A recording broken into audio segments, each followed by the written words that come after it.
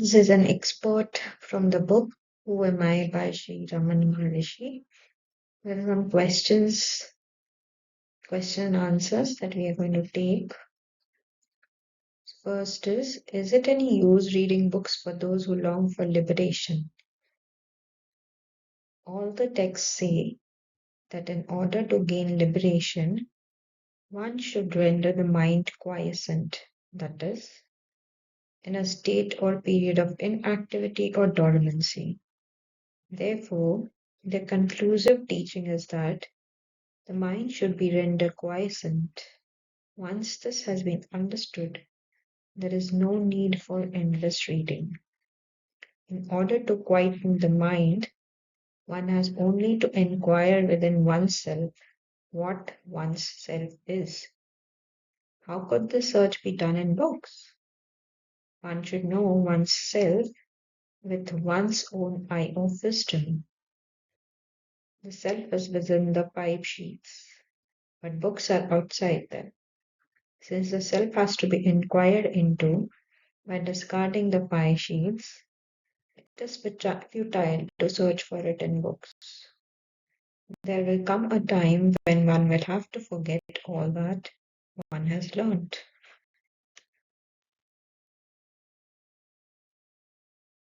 What is happiness?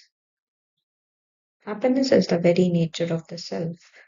Happiness and the self are not different. There is no happiness in any object of the world. We imagine, through our ignorance, that we derive happiness from objects. When the mind goes out, it experiences misery. In truth, when its desires are fulfilled, it returns to its own place and enjoys the happiness that is the self. Similarly, in the states of sleep, samadhi, and fainting, and when the object desired is obtained, or the object disliked is removed, the mind becomes inward turned and enjoys pure self happiness. Thus, the mind moves without rest, alternately going out of the self and returning to it.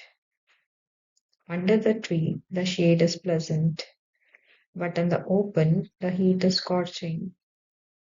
A person who has been going about in the sun feels cool when he reaches the shade. Someone who keeps on going from the shade into the sun and then back into the shade is a fool. A wise man stays permanently in the shade.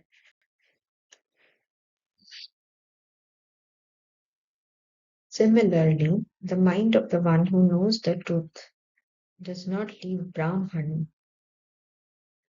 Brahman is here means the highest consciousness, that is soul consciousness.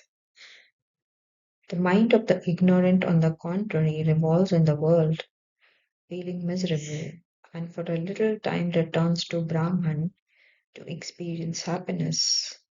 In fact, what is called the world is only a thought. When the world disappears, that is, when there is no thought, the mind experiences happiness.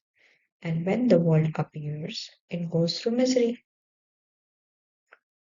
What is the nature of the self? What exists in truth is the self alone. The world, the individual soul, and God are appearances in it, like silver in mother of pearl.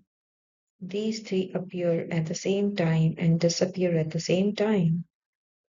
The self is that when there is absolutely no I thought, that is ego, that is called silence. The self itself is the world, the self itself is I.